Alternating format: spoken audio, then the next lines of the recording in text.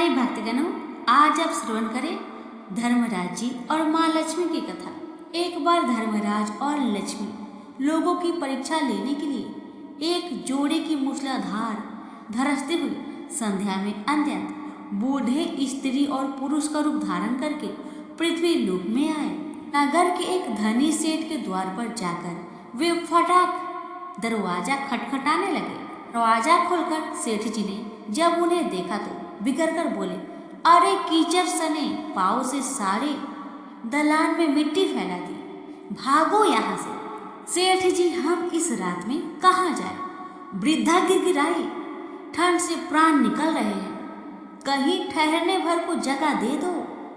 परंतु सेठ ने द्वार बंद कर लिया। उन दोनों को प्रकाश में सेठ के एक महल के पास ही एक टूटा फूटा सा घर दिखाई पड़ा। उसके टूटे किवाड़ से दिए की प्रकाश की एक किरण दिखाई पड़ी। बूढ़े ने बुढ़िया से कहा, आओ चलो उस घर में ही आश्रय मांग कर देखें। बुढ़िया ने कहा, जब इतने बड़े सेठ ने अपने यहाँ स्थान नहीं दिया तो ये कंगाल क्या देगी? और ठहरने को जगह मिल भी गई तो रात भर में बिना ओढ़ने बिछौने के इन फटे भीगे कपड़ों में तो प्राण ही निकल जाएंगे। वृद्धा बोला, कुछ भी हो, मुझसे तो अब और चला नहीं जाता। और उसने आगे बढ़कर द्वार थपथपाया। दूसरे ही क्षण हाथ में दिया थामे मैली फटी धोती पहने एक स्त्री ने द्वार खोला।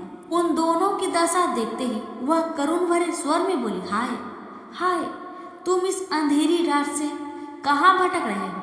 आओ आओ, भीतर आ जाओ। उन्हें सहारा देकर वह भीतर ले गई। छोटी सी कोठरी में दो टूटी फूटी चार पहियां पड़ी थी। उनमें से एक को खाली करके स्त्री ने उनसे बैठने को कहा। उनके कपड़े से जल चूकर कोठरी में गीली हो जाए, परंतु उस स्त्री ने उसकी तनिक भी चिंता न करके जल्दी जल्दी अंगीठी में आग सुलगाकर उन्हें तापने को कहा। फिर अरगनी पर से दो पुराने परंतु धुले कपड़े उतारकर बोली, बाबा आप लोग अपने भीगे कपड़े उतारकर इन्हें लपेट लो। क्या करूं, मैं बहुत गरीब हूँ, इससे इन्हीं दो कपड़ों में गुजर करनी होगी। आपके कपड़े में निचोड़ कर फैला दूंगी। उन्हें कपड़े बदलवा कर वह दलान में गई और दो पीपल की छोटी छोटी थालियां में भथुए के साग तथा बाजरे की रोटियां रखकर ले आई। माता जी, उसने वृद्धा से कहा, आप मेरे घर में यही भगवान का प्रसाद है। मुझे बहुत दुख है कि ना तो घर में घी है न ही दूध और चीनी है। वृद्धा बोली, कोई बात नहीं बेटी, हमें तो यह भोजन बड़ा स्वादिष्ट लगा। वे दोनों खाते हुए बोले। थोड़ी देर में उस स्त्री का पति भी आ गया। वह बेचारा भी रोजगार की तलाश में दिन भर घूमकर अब थका मांदा लौटा था। पत्नी ने अतिथियों को भोजन खिला देने के बाद उसे चुपके से द्वार पर हुई बात बता दी। वह सुनकर बड़ा प्रसन्न हुआ। फिर दोनों ने अपने बिछौने उन दोनों वृद्धों को देकर उन्हें तो खाट पर सुलाया। बेचारे दोनों पति पत्नी फटे पुराने चादर ओढ़कर धरती पर ही सो गए। प्रातः काल ही जब बारिश बंद हो गई तो वे बूढ़े बुढ़िया जाने लगे। प्रातः काल ही जब बारिश बंद हो गई तो बूढ़े बुढ़िया जाने लगे। तो सरला ने उन्हें हाथ जोड़कर सूरज निकलने तक रोका। फिर घर में जो चार दाने घने पड़े थे उन्हें पीसकर आटा गूथा, रोटियां बना और दोनों को दिया और कहा, माता हम निर्धन हैं, इसी से जैसी सेवा करनी चाहिए थी वैसी कर न सकी, आशा है आप क्षमा करेंगी। बुढ़िया ने उत्तर दिया, बेटी हम गरीबों की जो सेवा तूने की उसका फल तुझे भगवान देंगे, पर आज तो तू जो चीजें छुएगी वही दिन भर खा लेना होगी। वे लोग चले गए तो सरला को अपनी भथुए की हांडी को साफ करने की याद आई। रसोई में जाकर उसने हांडी उठाई तो देखकर आश्चर्य से भर गई।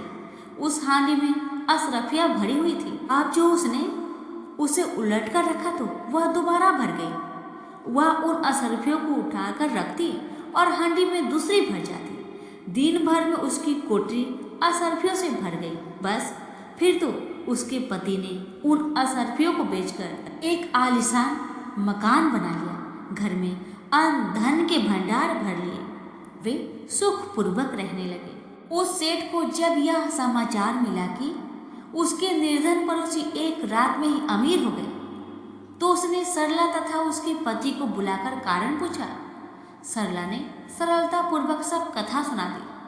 अब तो सेठ और सेठानी को रात दिन यही चिंता रहने लगी कि किसी प्रकार वे गरीब बूढ़े और बुढ़िया मुझे मिल जाए तो मुझे भी असरफिया बहुत सारी प्राप्त हो जाएगी। देवता तो लोग की इच्छा करते ही मनुष्य के हृदय की बात जान लेते हैं। एक रात जब बहुत जोर का पानी बरस रहा था और ओले पड़ रहे थे, तो वही बुढ़े बुढ़िया फिर उसे सेठ के द्वार पर पहुंचे। द्वार पर खटखट सुनते ही सेठ ने बिजली के प्रकाश में झांक कर देखा और उन्हें पहचान लिया और जल्दी जल्दी अपनी स्त्री को उन्हें लेने के लिए भेजा। बिजली बुझाकर एक दिया हाथ में लेकर सेठानी बाहर आई और झूठी ममता दिखाकर बोली, हाय हाय बाबा, तुम कहाँ भटक रहे हो, आओ अंदर आओ। फिर घर की सबसे टूटी चारपाई पर उन्हें बैठा दिया। घर में अनेकों गर्म वस्त्र होते हुए भी वह उनके लिए 2 फटे पुराने वस्त्र लेकर आए और बोले, बाबा घर में इस समय यही उपस्थित है। फिर उसने बिना पूछे ही घर की सबसे घिसी पुरानी थाली में भथुए की साग तथा ज्वार की रोटी भी ले आई। ओढ़ने के 2 फटे कंबल भी कहीं से मांग दिए। फिर सेठ सेठानी भी उसी कमरे में गद्दे बिछाकर धरती पर लेट रहे।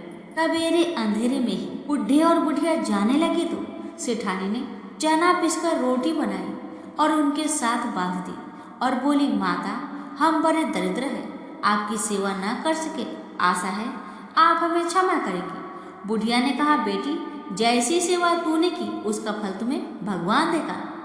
हाँ, आज तू जिस काम को हाथ में लेगी वह दिन भर समाप्त ना होगा। उन लोगों के जाते ही सेठ सेठानी में झगड़ा हो पड़ा। सेठ चाहता था कि भथुए की डंडिया मैं खोलूं और सेठानी चाहती थी कि मैं खोलूं।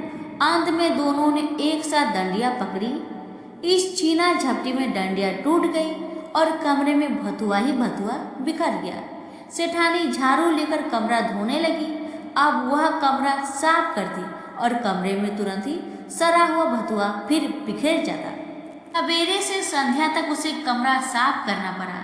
ठीक ही तो है, जिसकी जैसी नियत होती है भगवान उसे वैसा ही फल देते हैं। प्रेम से बोलिए धर्मराज भगवान की जय, लक्ष्मी माता की जय।